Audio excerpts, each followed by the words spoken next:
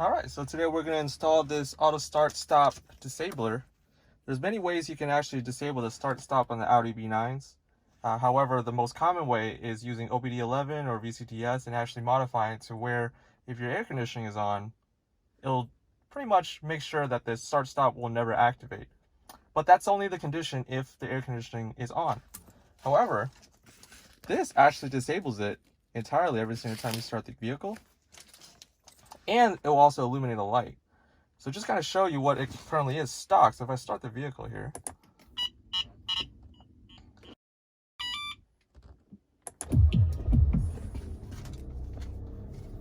you're going to see that this is still activated. So start stop is currently on right now. If I click that, that's how you disable start stop. This should make it to where every single time you start the car, that this will always be off, which means the light will always turn on. So it's a very OEM setup. It actually has Audi part numbers on it. I'm not sure if you can see that. It has an Audi part number on there and an Audi part number on here. So pretty much what you're going to do is they supply with these two head unit keys here. And you're going to take it out. There's actually two slots underneath here. One over here and then one over here. Alrighty, I am back. That took a little bit of finesse. But pretty much you're going to have the keys orientated in such a manner, such as this. Straight sides are going to go towards the outside. You're going to feel like a spring in there. When it feels kind of springy, you want to push just a little bit more, and it's going to click into place. And these are actually pretty tight on there now. So they're latched on. And the idea is you're going to put your fingers through here, and you're going to pull straight out. So I have my phone mount in the way, so I can get this. And this thing pops right out. And you see here on the back, my handy flashlight here, you're going to disconnect that cable there. And you're going to input this new one. So I'm going to go ahead and get started on that. Looks like you just need a little tiny pick or a little tiny screwdriver to kind of pop that clip open. So I got my pick here. It's actually a flathead, jeweler's flathead. You want to stick it through here. And it should pop right off. I'm gonna use my fingernail. And there we go. So this unit is completely disconnected now. Take a look here. That's what it looks like. The new module has two bits here. Of course, I'm going to take off the Ziploc.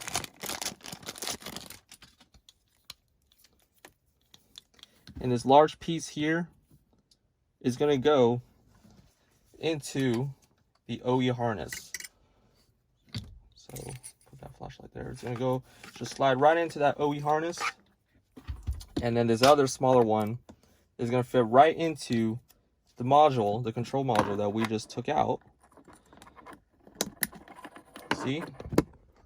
It's clicked into place, just like OEM. I'm going to take this now, I'm going to plug it straight into here, and it should go right in. Boom. Now it's in place. And what I'm going to do now is before I put everything back in, I'm going to try it like this. And it shouldn't throw any codes.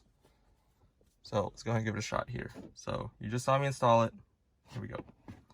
I'm going to accessory on first.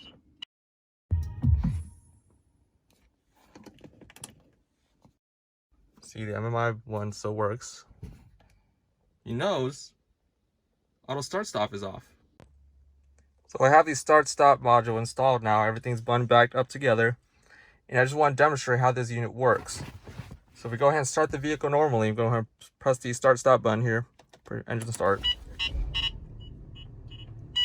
pay attention, start stop is going to automatically disengage itself.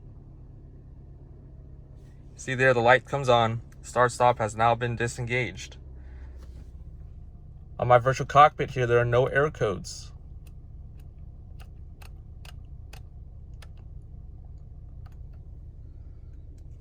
All these buttons here on the control panel here still function normally. My drive select still works. My traction control button still works. Parking assist still works. To turn off the MMI display still works. Everything is as if it's a factory install. Now I could go ahead and enable start stop again just by pressing the button, and it'll stay that way. On my virtual cockpit, you'll see that it recognizes that start stop is re-enabled. However, it doesn't work right now because my vehicle is still cold. So there's no point in enabling start stop with a cold engine. Well, that will disappear on its own. Go ahead and press that there. See, that disappears. So everything on here still works, and it's important to note that this is not a memory module. So what this does is it pretty much disables start stop automatically for you without any intervention when you start the vehicle about 5 seconds later. Go ahead and press this here, and everything is as if it was factory.